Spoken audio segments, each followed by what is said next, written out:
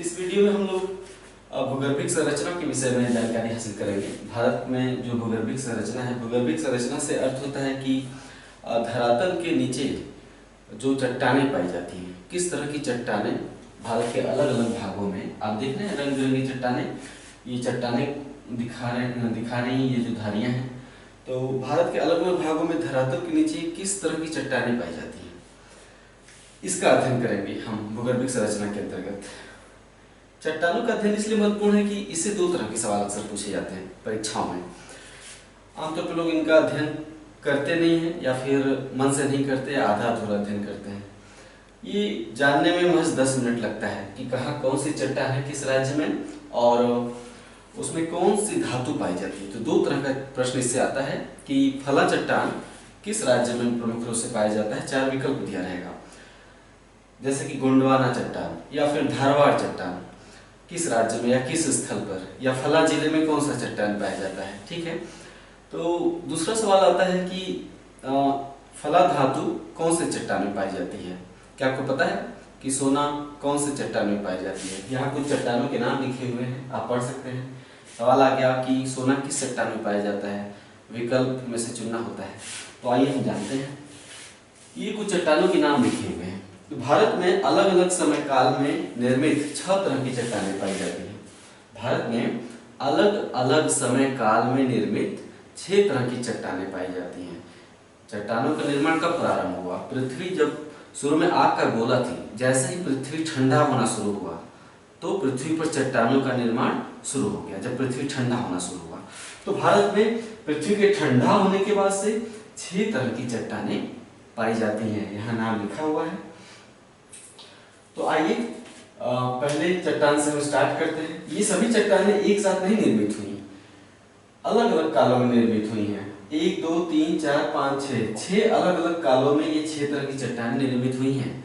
इनका क्रम हमने वैसे ही लिखा है जिस काल क्रम में ये चट्टानें बनी, यानी सबसे ऊपर की चट्टान सबसे पहले बनी और सबसे नीचे वाली चट्टान सबसे बाद में बनी। यानी सबसे पहले ये निर्मित हुई, उसके बाद ये निर्मित हुई, उसके बाद ये चट्टान बनी।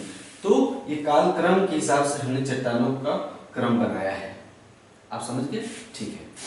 तो भारत में पृथ्वी की ठंडा होने के बाद सबसे पहले आर्कियन क्रम की चट्टानें बनी। पृथ्वी के ठंडा होने के बाद सबसे पहले सवाल पूछा जाता है कि पृथ्वी के ठंडा होने के बाद सबसे पहले कौन सी चट्टानें बनी। ऑप्शन होगा, सही उत्तर होगा आर्कियन क्रम की चट्टानें। या पृथ्वी पर सबसे पुरानी चट्टान कौन सी है? आर्कियन क्रम की चट्टानें पृथ्वी पर सबसे पुरानी है। हो गया, आर्कियन क्रम की चट्टानों के बारे में इतना पर्याप्त है। दूसरा है धारवाड़ क्रम की चट्टानें। धारवाड़ क्रम की चट्टानें, इनका नामकरण कर्नाटक में एक जिला है, यहाँ पे कर्नाटक में यहाँ पे एक जिला है, ये कर्नाटक का क्षेत्र है। आप अनुमान लगा सकते हैं, इतना तो आप समझने ही लगे हैं कि यहाँ पे कौन सा राज्य होगा। केरला, तमिलनाडु, यहाँ केरला तमिलनाडु, ऊपर कर्नाटक और इधर आंध्र प्रदेश। ठीक है, तो कर्नाटक में एक जिला है धारवाड़। तो चूंकि धारवाड़ क्रम की चट्टानों का नामकरण कर्नाटक के धारवाड़ जिले के नाम पर हुआ है। क्यों? क्योंकि इन चट्टानों की खोज सबसे पहले कर्नाटक के धारवाड़ जिले में हुई थी, इसलिए इन्हें हम धारवाड़ क्रम की चट्टानें कहते हैं। धारवाड़ क्रम की चट्टानें प्रमुख रूप से 2 क्षेत्रों में पाई जाते हैं, कर्नाटक में और अरावली क्षेत्र में। दोनों देखिए एक समान लाल रंग से दर्शाए गए हैं और धारियां भी एक जैसे हैं। तो धारवाड़ क्रम की चट्टानें 2 स्थलों पर मिलते हैं, कर्नाटक में और अरावली क्षेत्र में। क्लियर? भूलेगा नहीं? ठीक है, तो कर्नाटक में और अरावली क्षेत्र में। कर्नाटक में 3 जिलों में धारवाड़ चट्टानें मिलती हैं, धारवाड़ जिला, बेल्लारी जिला और शिमोगा। कर्नाटक के 3 जिलों में ये चट्टानें प्रमुख रूप से पाई जाती हैं, धारवाड़ जिला, बेल्लारी जिला और शिमोगा जिला। ठीक है, ओके। धारवाड़ क्रम की चट्टानों को सबसे समृद्ध चट्टानें कहा जाता है, क्योंकि आर्थिक दृष्टि से धारवाड़ चट्टानें सबसे समृद्ध होती हैं। भारत की सभी प्रमुख धातुएं धारवाड़ चट्टानों में मिलती हैं, इसीलिए हम इन्हें सबसे समृद्ध चट्टानें कहते हैं। कौन कौन सी धातुएं हैं? लोहा, सोना, मैग्नीज, लोहा, सोना, मैग्नीज, तांबा, जस्ता, टंगस्टन, क्रोमियम। लोहा, सोना, मैग्नीज, तांबा, जस्ता, टंगस्टन और क्रोमियम ये प्रमुख धातुएं हैं जो कि धारवाड़ चट्टानों के अंतर्गत पाए जाते हैं। ओके, इसके अलावा ठीक है, तो जो आपने पढ़ा होगा कि भारत में सोना कोलार और हट्टी की खानों से मिलता है। कोलार और हट्टी की खानें धारवाड़ चट्टानों के अंतर्गत ही आती हैं। कर्नाटक में है कोलार और हट्टी की खानें, तो यहाँ पे है कोलार और यहाँ पे है हट्टी। कोलार और हट्टी यानी सोना धारवाड़ चट्टानों के अंतर्गत ही कोलार और हट्टी की खानों में पाया जाता है। ठीक है, ये हो गया आर्कियन क्रम की चट्टानें, फिर धारवाड़ क्रम की चट्टानें। इसके बाद तीसरे नंबर पर कुड़प्पा क्रम की चट्टानों का निर्माण हुआ। धारवाड़ क्रम की चट्टानों के बाद कुड़प्पा क्रम की चट्टानों का निर्माण हुआ। इनका नामकरण आंध्र प्रदेश के कुड़प्पा जिले के नाम पर हुआ है, क्योंकि ये चट्टानें सबसे पहले आंध्र प्रदेश के कुड़प्पा जिले में प्राप्त हुई थी। कुड़प्पा चट्टानों का प्रमुख क्षेत्र आंध्र प्रदेश है। कुड़प्पा चट्टानों का प्रमुख क्षेत्र आंध्र प्रदेश है। इसके बारे में इतना पर्याप्त है। उसके बाद विंध्यन क्रम की चट्टानें, नाम से ही पता है कि विंध्य पर्वत के आसपास के क्षेत्रों में ये चट्टानें, विंध्य पर्वत के नीचे और आसपास के क्षेत्रों में विंध्यन क्रम की चट्टानें पाई जाती हैं। विंध्यन क्रम की चट्टानों की प्रमुख विशेषता है कि ये भवन निर्माण सामग्री के लिए प्रसिद्ध है। विंध्यन क्रम की चट्टानें भवन निर्माण सामग्री के लिए प्रसिद्ध हैं। उदाहरण के लिए चूना पत्थर, बलुआ पत्थर, संगमरमर, चीनी मिट्टी, बलुआ पत्थर, चूना पत्थर, संगमरमर, चीनी मिट्टी, ये सभी चीजें विंध्यन क्रम की चट्टानों में पाई जाती हैं। ये चारों नाम जो हमने बोले ये सभी मकान के निर्माण में प्रयुक्त होते हैं, चाहे वो बलुआ पत्थर हो, संगमरमर हो, या फिर चूना पत्थर हो, या फिर चीनी मिट्टी हो। ठीक है, तो भवन निर्माण सामग्री के लिए विंध्यन क्रम की चट्टानें प्रसिद्ध हैं। इसके अलावा जो मध्य प्रदेश में पन्ना की खान है, सुना होगा, क्या निकलता है उसमें से? हीरा। यहाँ पे है पन्ना की खान मध्य प्रदेश में। मध्य प्रदेश में पन्ना की खान और आंध्र प्रदेश में कौन सी खान है? मध्य प्रदेश में पन्ना की खान और आंध्र प्रदेश में गोलकुंडा की खान। तो मध्य प्रदेश में पन्ना की खान और आंध्र प्रदेश में गोलकुंडा की खानों से जो हीरा निकलता है वो भी विंध्यन क्रम की चट्टानों से ही निकलता है। इसका मतलब है कि विंध्यन क्रम की चट्टानें कुछ मात्रा में आंध्र प्रदेश में भी पाई जाती हैं, तभी तो वहां गोलकुंडा की खान से हीरा निकलता है। ओके, ठीक है। इसके बाद है दक्कन ट्रैप, नहीं, गोंडवाना क्रम की चट्टानें। इसके बाद है गोंडवाना क्रम की चट्टानें। गोंडवाना क्रम की चट्टानें भारत में प्रमुख रूप से नदी घाटियों में पाई जाती हैं। गोंडवाना क्रम की चट्टानें प्रमुख रूप से नदी घाटियों में पाई जाती हैं। ये देख रहे हैं, ये दामोदर नदी का क्षेत्र है। दामोदर नदी आगे जाके हुगली मिल जाती है, गंगा यहाँ से निकलती है, बांग्लादेश में जाती है। गंगा की एक सहायक नदी, सॉरी एक धारा यहाँ पे साथ छोड़कर पश्चिम बंगाल में बहती है, कोलकाता उसके किनारे पर है। यहाँ पे एक नदी बहती हुई आती है झारखंड से बहती हुई आती है और हुगली नदी में मिल जाती है। इस नदी का नाम है दामोदर नदी। ठीक है, तो दामोदर नदी की घाटी में कौन सा चट्टान पाया जाता है? गोंडवाना क्रम की चट्टानें। इसके अलावा छत्तीसगढ़ और उड़ीसा में जो नदी बहती है उसे महानदी कहते हैं। महानदी की घाटी में यहाँ पर गोदावरी नदी की घाटी है। यानी गोंडवाना क्रम की चट्टानें प्रमुख रूप से 3 नदी घाटियों में पाए जाते हैं। उदाहरण के लिए दामोदर नदी घाटी, महानदी घाटी और गोदावरी नदी घाटी। भारत का 98% कोयला गोंडवाना क्रम की चट्टानों में ही पाया जाता है। इसका अर्थ है, सब लिखेंगे आप, कि भारत का 98% कोयला गोंडवाना क्रम की चट्टानों में पाया जाता है। इसका अर्थ है कि भारत में कोयला कहाँ कहाँ पाया जाता है? दामोदर नदी घाटी में पाया जाता है, महानदी की घाटी में पाया जाता है और गोदावरी नदी की घाटी में पाया जाता है। आगे जब हम कोयला संसाधन पढ़ाएंगे तो उसमें हम बताएंगे कि आंध्र प्रदेश में कोयले के कौन से क्षेत्र हैं। जैसे नाम सुना होगा आपने सिंगरैनी कोयला क्षेत्र कहाँ है? आंध्र प्रदेश में। किस नदी घाटी में है? गोदावरी नदी की घाटी में है ना।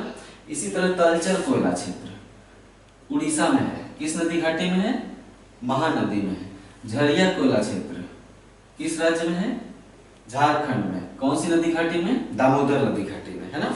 सिंगरैनी कोयला क्षेत्र, तलचर कोयला क्षेत्र, झरिया कोयला क्षेत्र। तो भारत में कोयला नदी घाटियों में पाया जाता है। क्यों? क्योंकि गोंडवाना क्रम की चट्टानें नदी घाटियों में पाई जाती हैं और गोंडवाना क्रम की चट्टानों में ही भारत का 98% कोयला संचित है। वो कोयला किस किस्म का कोयला है? बिटुमिनस कोयला है। बिटुमिनस कोयला द्वितीय कोटि का कोयला होता है। नंबर 1 क्वालिटी का कोयला एंथ्रेसाइट कोयला होता है। लेकिन भारत में 98% जो कोयला है वो बिटुमिनस प्रकार का पाया जाता है। ठीक है, ये हो गया गोंडवाना क्रम की चट्टानों की विशेषता। उसके बाद दक्कन ट्रैप। दक्कन ट्रैप, यहाँ पे जो दक्कन पठार है ना महाराष्ट्र और आसपास के क्षेत्रों में, उसे ही हम क्या कहते हैं? दक्कन ट्रैप। भारत, प्राचीन जो मूल भारत है वो यहीं तक है, कन्याकुमारी से लेकर यहीं तक है। इसके उत्तर का भाग बाद में निर्मित हुआ है। हिमालय बहुत बाद में बना। ये गंगा घाटी का मैदान हिमालय से बहने वाली नदियों ने बनाया। हिमालय से बहने वाली नदियों ने बालू काट कर ले आई और इस टेथिस सागर के संकरे हिस्से को भर दिया। तो ये हिस्से बहुत नए हैं, गंगा घाटी का मैदान हो चाहे हिमालय हो। प्राचीन जो भारत का भूखंड है वो यहाँ से लेकर यहीं तक है। ठीक है, यहाँ से लेकर यहाँ तक। ये जो हिस्सा है त्रिभुज जैसा, यहाँ से लेकर यहाँ तक ये जो त्रिभुज जैसा हिस्सा आप देख रहे हैं, ये हिस्सा वास्तव में अफ्रीका से लगा हुआ था। हमने पहले वीडियो में बताया था कि महाद्वीप एक जैसे नहीं है। जैसे अभी दिख रहे हैं एटलस में महाद्वीप और महासागर, वैसे ही नहीं है। महाद्वीप हमेशा टूटते और जुड़ते रहते हैं। ठीक है, तो कुछ महाद्वीप दूर जा रहे हैं, इसका अर्थ है कि कुछ महाद्वीप नजदीक आ रहे हैं। ठीक है, इस तरह से महाद्वीप टूटते और जुड़ते रहते हैं। ठीक है, जैसे हमने जब अफ्रीका की दरार घाटी रिफ्ट वैली जो अफ्रीका का पढ़ा रहा था, तो उसमें मैंने बताया था आपको कि पूर्वी अफ्रीका कैसे टूट रहा है और कैसे लाल सागर का फैलाव हो रहा है। तो ये हिस्सा जितना प्राचीन भूखंड आप देख रहे हैं भारत का, ये अफ्रीका से लगा हुआ था। जब हम तो उस हिस्से को हम क्या कहते थे? गोंडवाना लैंड। एक बड़ा हिस्सा भारत, उसे हम कहते थे एक गोंडवाना लैंड, प्राचीन भूखंड था।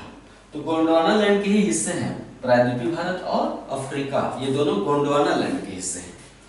तो भारत भी गोंडवाना लैंड का ही हिस्सा है। अफ्रीका से अलग होकर इस दिशा में प्रवाहित हो रहा है। किस दिशा में? उत्तर और पूर्वी दिशा में प्राचीन भूखंड प्रवाहित हो रहा है।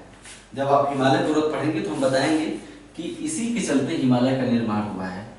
यानी उत्तर का जो भूखंड है ऐसे ऐसे मुड़कर वलित हो गया है इसके दबाव के चलते, क्योंकि ये धक्का लगाता है। ठीक है, मोटा मोटा परिचित होते रहिए और जानकारी आगे देंगे। तो ये जब अफ्रीका से सटा हुआ था, तो ये पश्चिमी तट आप देख रहे हैं, पश्चिमी तट, ये हिस्सा अफ्रीका से सटा हुआ था। तो जब ये अफ्रीका से टूटने लगा, तो जब दो भूखंड टूटते हैं, दूर होते हैं, तो बीच के हिस्से में दरार बनती है। तो ये पश्चिमी तट देख रहे हैं, ये जब अफ्रीका से टूटकर अलग हो रहा था तो दरार बना।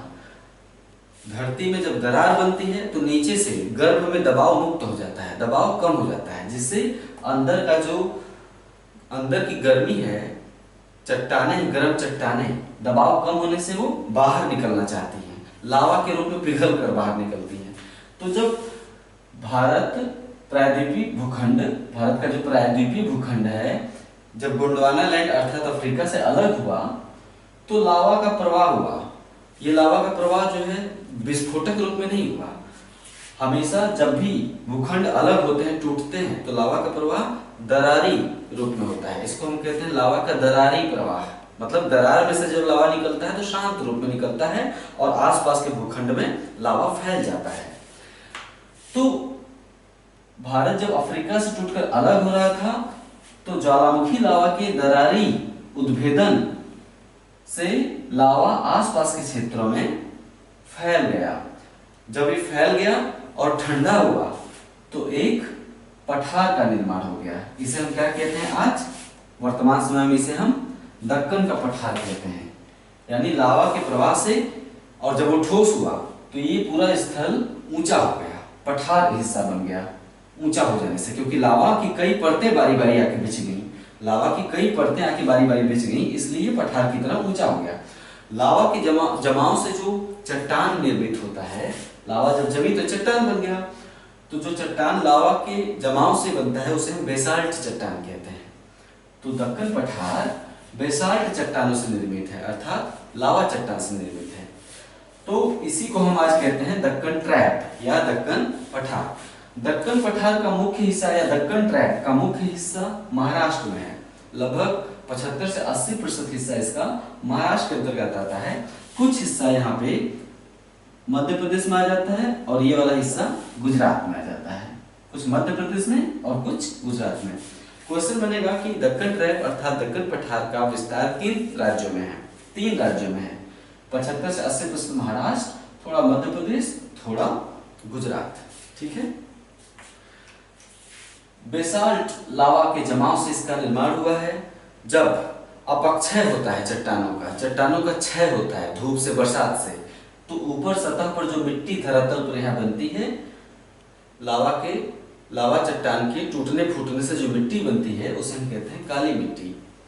ठीक है। उसमें कपास की खेती अच्छी होती है, इसलिए उसे कपासी मिट्टी भी कहते हैं, उसे हम लावा मिट्टी भी कहते हैं, या फिर रेगर मिट्टी भी कहा जाता है।